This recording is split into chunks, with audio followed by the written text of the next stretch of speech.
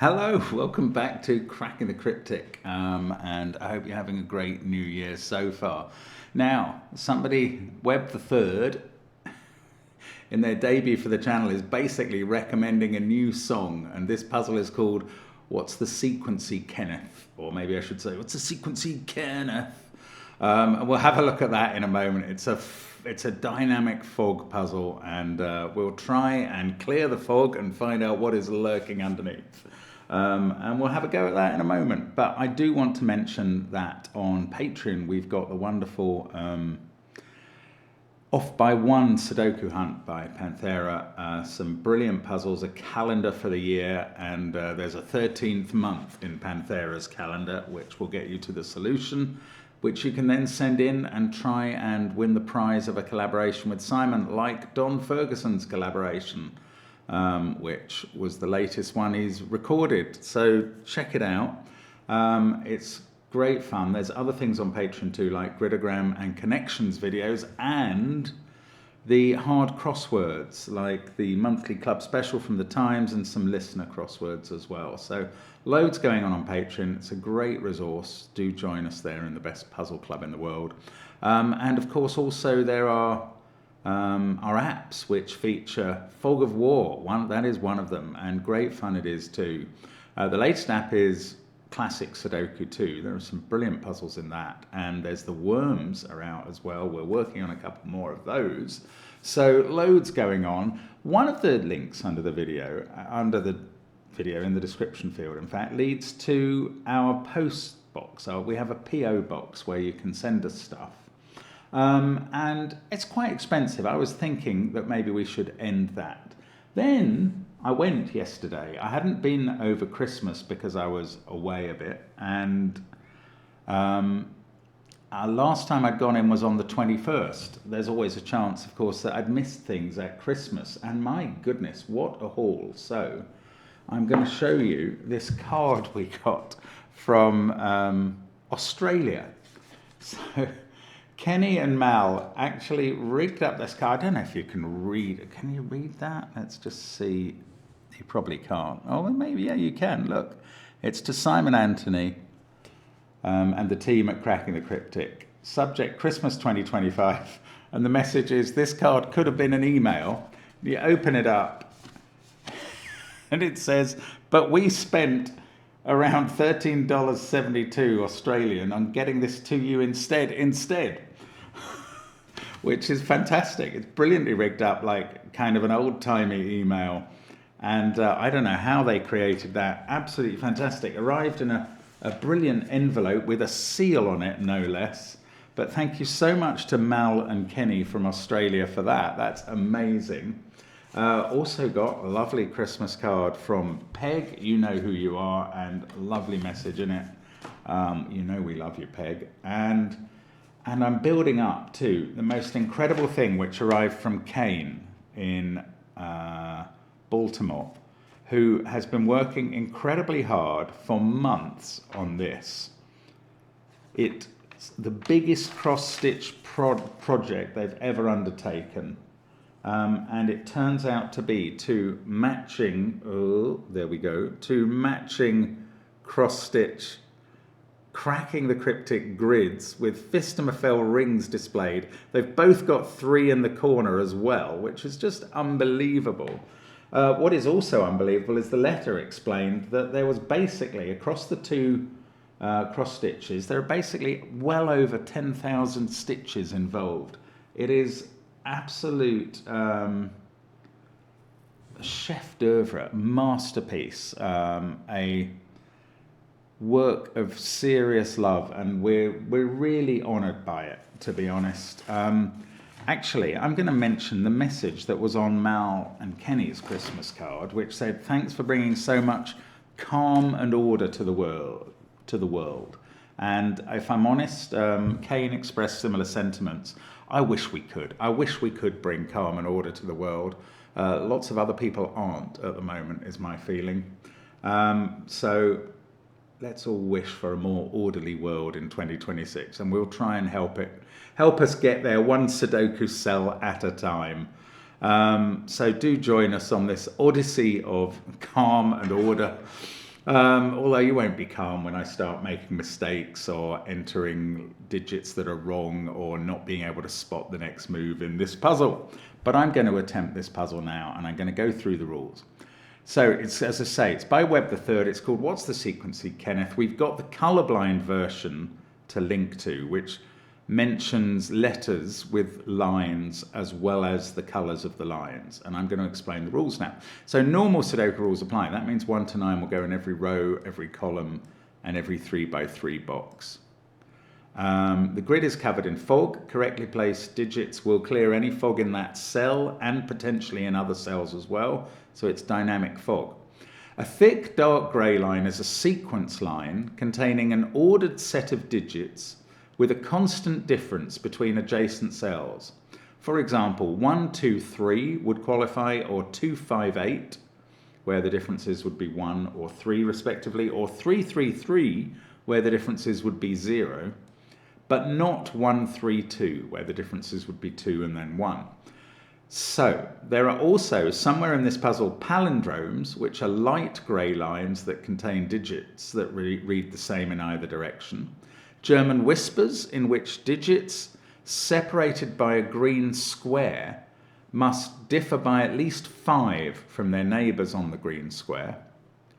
There are parity markings, where digits separated by a red diamond must differ in parity. One is even and one is odd. Kropki dots, digits separated by a white dot are consecutive. Modular lines, a teal line contains one, for every sequence of 3 consecutive digits, a teal line contains one of each set, 1, 4, 7, 2, 5, 8, and 3, 6, 9. Look at your keypad and divide it into the vertical bits. And region sum lines. So blue lines are split by the region sum, by the box borders into segments that have the same sum. So lots hidden under the fog. We're looking forward to revealing them and finding what is the sequency, Kenneth. And give it a try on that first link under the puzzle. I'm going to start the puzzle now. Let's get cracking. So the only thing revealed to us is the central row with a sequency line all the way along it. And I can see that the sequence could be differences of 1, and this line could be 1, 2, 3, 4, 5, 6, 7, 8, 9. And in fact, I think it has to be. And let me try and explain why that has to be the right answer this time. I think that's because if you have a line like this where all the digits see each other in the same row, so they all have to be different, then you can know that the line must either ascend or descend all the way. Now, how do I know that? I know that because consider 2 moves along the line. If you go from, let's put in some letters, in fact. If you go from A to B, you've got a difference, which is B minus A. If you then go from B to C, you can't be going, you have to go in the same direction as you went from A to B, because otherwise you'll bump back into the digit A again if you use the same difference and go back the other way. And therefore we have to, for a straight line, we're going to have to either ascend all the way or descend all the way. And since we have to use all the digits, that's going to be a difference of 1, and we're going to go 1, 2, 3, 4, 5, 6, 7, 8, 9, and the central digit will be a 5, and that works and clears some fog. So before we leave that line, let's note that the 5 will be surrounded by a 4, 6 pair, which in turn will be surrounded by a 3, 7 pair, then a 2, 8 pair, then a 1, 9 pair, because we're either going 1, 2, 3, 4, 5, 6, 7, 8, 9 to the east or to the west. Now, that has cleared 2 more sequency lines. And again, we've got this issue that they either ascend or descend all the way because they're straight lines. And therefore, we can only have a difference of 1. And the lines are a little shorter than the middle line. So they either go from 1 to 8 or from 2 to 9. Now, this digit obviously can't be a 5 because of where it sits in the grid. But there is a 5 on the line, and the only place I think it can go is there. Yes, that cleared quite a lot more fog. That's great. Okay. Now, why did I think it could only go there? Because the line is either 2, 3, 4, 5, 6, 7, 8, 9, with 5 in the 4th position from one end and the 5th from the other, or it's 1, 2, 3, 4, 5, 6, 7, 8, with the 5 in the 5th position from one end and the 4th from the other. So it must be in one of those two cells, and therefore, since we know it can't be there, it's there. Now that's also going to apply on this line, 4th from one end, 5th from the other, and now it's got to be here, and that's going to clear some fog. Look, very symmetrical. Now, this 5, both 5s are going to be surrounded by a 4, 6 pair. Both of those are going to be surrounded by a 3, 7 pair. Both of those are going to be surrounded by a 2, 8 pair. And the remaining cells in rows 1 and 9 are a 1, 9 pair. And there we go. We've made progress. We've got these green German whisper markings. And to connect from that to another digit, we've got to have a difference of 5. If that's a 4, we'll get a 9. If that's a 6, we'll get a 1. So this is a 1, 9 pair. This is a 1, 9 pair. The symmetry is dramatic. Even the red diamonds exposed and the little grey, what is it, a palindrome line? They seem to be matching all the time as well. So the symmetry is unbroken so far. Actually, maybe I should be, okay, the red lines are showing parity, aren't they? So let's start colouring for parity, because everything I've pencil marked so far can be coloured for parity, excitingly. Those are all orange for odd. These are all blue for even. Oh, and this central line as well we can do, why not? Orange for odd, blue for even.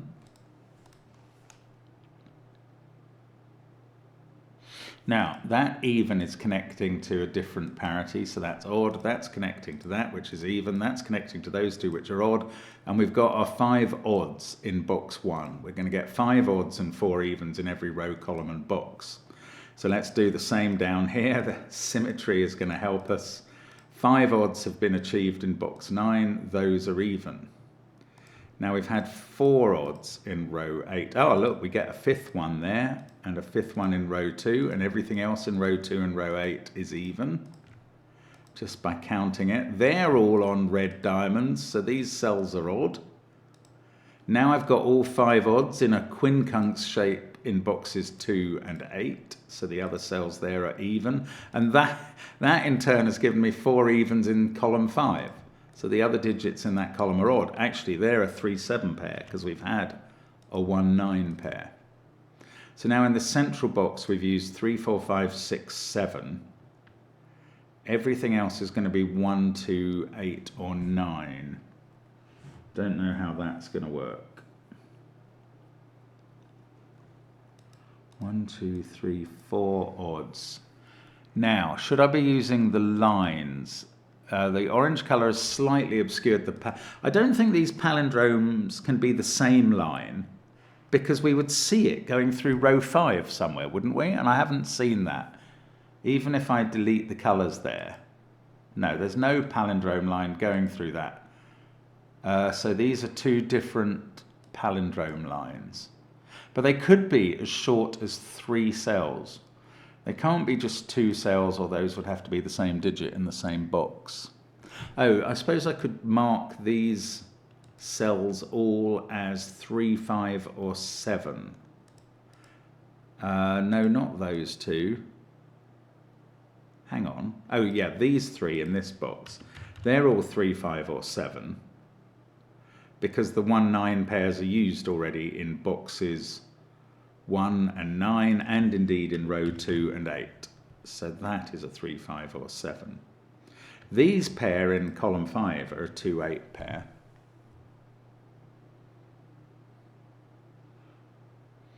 These 5s are the only digits I've done. We've got to do something a bit like these first steps. Maybe we have to... Right, I've been colouring for parity. orange for odd, and blue for even. Now, I'm going to choose colours for high and low as well, and I'm also going to colour the cells for high and low. Now, I don't know which is high and low, but obviously each of these sequency lines has low on one end where it's going 1, 2, 3, 4, and high on the other end where it's going 6, 7, 8. It could be the other way around here. So those are all the same polarity. I'm going to make them red. Oh, look, we get a weird stripe because obviously red is subsidiary to blue in the colour hashing, but superior to orange.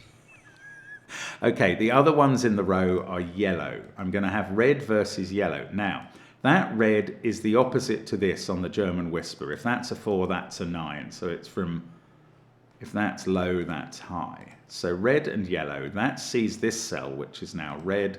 This one is yellow. And now everything to the left of this 5 is yellow. Everything to the right of it and that cell are red. Yes, and that cell sees this cell. So that's the red 1, 9. This one can't be the red 1, 9. This must be yellow. And since everything to the left of this 5 is the same colour, we can now colour the central line for polarity as well. Now, this is yellow because it's on a green line with red 4 or 6. This is red. We don't know about these, I don't think, because the red diamonds don't tell you anything about the size of the digit, just its parity. So, how has this helped, or hasn't it not helped at all? Was it a totally pointless exercise? Well, no, it was not. Right, this cell is an odd digit that's not 5. We also know it's not yellow 1, 9 or red 3, 7. But we also know it's not yellow 3, 7. So if it's not yellow 3, 7 or red 3, 7, it's not a 3, 7. It's a 1 or a 9 and it's red. And this must be the 3, 7 that's yellow. And this cell also sees yellow and red. That's lovely. So this is a 1, 9 that is, what it sees is yellow and red 3, 7. So this is a 1, 9, must be yellow. This must be the red 3, 7. So now look at that. This digit sees the red 3, 7 and the yellow 3, 7 again, and that is a 5. And here's our 4th digit in the puzzle, full digit. And that's cleared some interesting fog. We'll look at that in a moment. Let's tidy up what it's done first of all. It's made that a 3, 7 pair. This digit becomes 5. There's more clarity in the top 3 rows. This is now not 5. This is not 5. So the 5 in this box is going to have to be, no, not necessarily here, because we haven't found all 5 orange digits in this box. So I have to be a little more careful. But the fact that, yes, yellow and red 3, 7 are both looking, I knew symmetry would do something, they do. Yellow and red are both looking at row 7, column 8. So that becomes a 5, and that clears the similar amount of fog.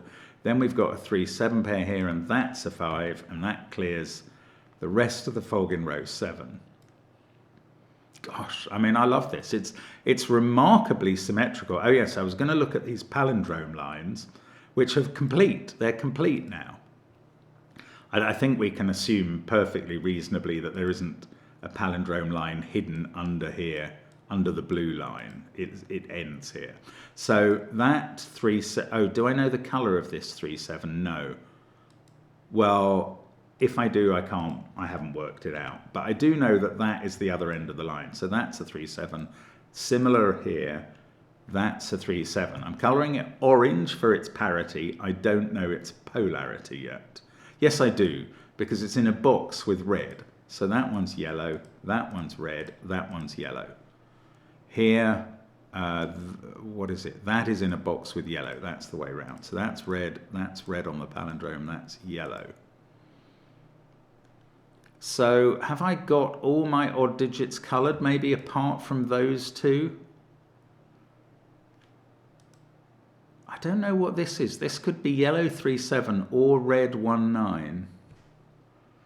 Oh, this is on a region sum line. Right, we've cleared fog everywhere, I think, apart from row 4 and row 6. So this region sum line, I think I can probably assume this digit is... Oh no, the line could go all the way, it probably does go all the way along the row. I was thinking it's going to end there, but this whole row is under fog. So this line could be all the way along the row, 15 in each segment, and that can be any digit. What about the modular line here then? Because this is a different color. 3 or 7 there. I don't know. How am I meant to discern this? I'm probably meant to do something with the even colours.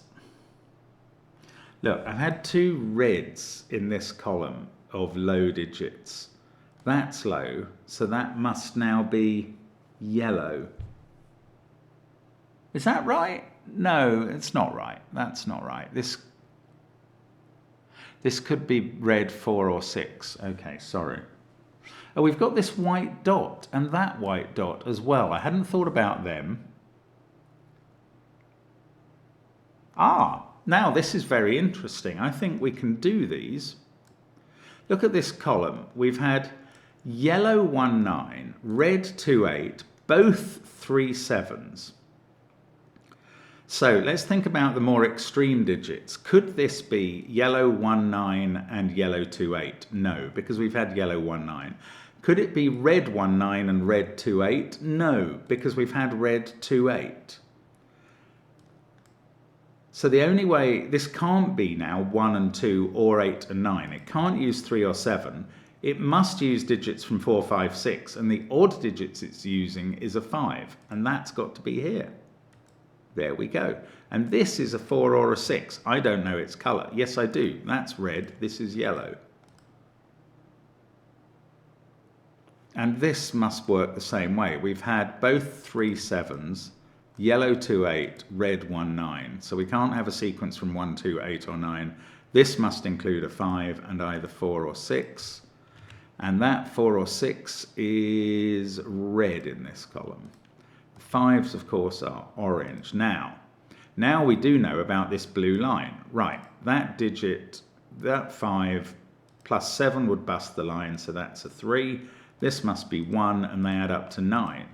I think we're getting near a sort of finish. That 3 is on the palindrome, so that's a 3. That 1 is looking at this cell, and now, well, as soon as we got that yellow, we knew which colour was high and which one was low. But this confirms it. This 9 means that red is high. So we can just fill in the long sequency lines, Kenneth. Red is high, so we just run up and down the lines, filling in the digits. Red is high, 6, 7, 8, 9, 1, 2, 4, 3. Red is high, so those are all 9s. These are 7s. Loads of them done. That's a 6. Yellow is low, so the 3s and 7s become 3s. The 1 and 9s become 1s. The 4 and 6 becomes a 4. That's not done. But I can put 6 in this box just by Sudoku, thanks to those 2 6s. And that digit is a 2 or an 8.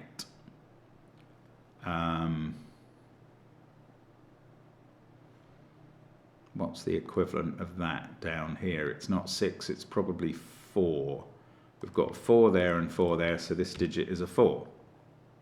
That's 2 or 8. It's a little odder. Okay, I better do this modular line, because I can probably do that. If that is from 1, 4, 7, and this is from 2, 5, 8, this digit is from 3, 6, 9 and can't be 3.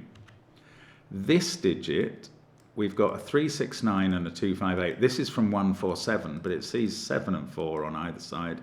So that's a 1. I should colour that, I suppose. Didn't colour this one. That 9 is red and orange. In this column, this digit is 2 or 8.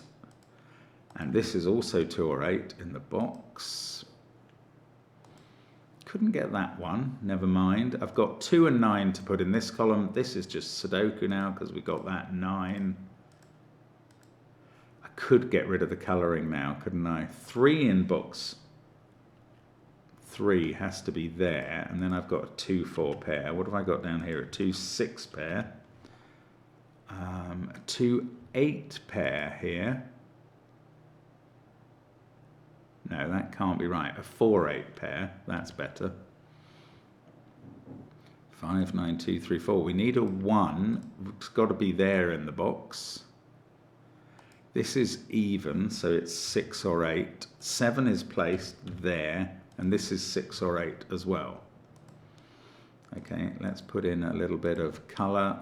Just try and keep the colour going for a moment. These digits are 4 and 6. They're also coloured. That's going to sort out what this is. This is a 9, and this is going to be, I imagine, crucial. I don't know. Actually, these are all even now. They are a 4, 6, 8 triple. So that becomes a 2. That's an 8. This is going to sort out the 2-8 pair up there. That sorts out everything else in rows 2 and 3 that wasn't done. Putting an 8 here is going to sort out everything in rows 7 and 8. And we're closing in now. Still haven't cleared all the fog, I think. Although the amount of colouring I've done has made this all a little bit more obscure than it needs to be. 3 there, 7 here. Okay, do I complete the colouring? I know. I get rid of all the colouring now because it's done its job marvellously, and we would need to see where the fog, oh look, the fog remains in these 3 cells, but we can just fill these in and we are done. It's not that hard a puzzle. It's just beautifully sequenced. Thanks for solving. Please REM Ember to leave a comment if you enjoyed the puzzle. Excellent stuff from Webb the Third. Not many solvers yet, so I hope that will have changed by the time you do the puzzle. Intriguing, not too difficult, just really an exercise in understanding how these constraints work. Not as much marking in the grid. I was expecting tons of lines to appear, but there's only 2 short palindromes, 1 short modular and 1 short region sum. But there we go. Great fun. Thank you to Webb the Third. Thank you to you for watching. Thank you to our correspondents who use the PO box. I think we're going to have to keep that going, even if it's a bit expensive. The stuff we get is incredible. And we continue with our goal of bringing a little, I don't know that it was our goal to bring calm and order to the world. It's a kind of side product, but I'm very pleased that it happens. And I hope it happens for you when you watch the channel. Do join us again tomorrow for more calm and order. We'll see you then. Bye for now.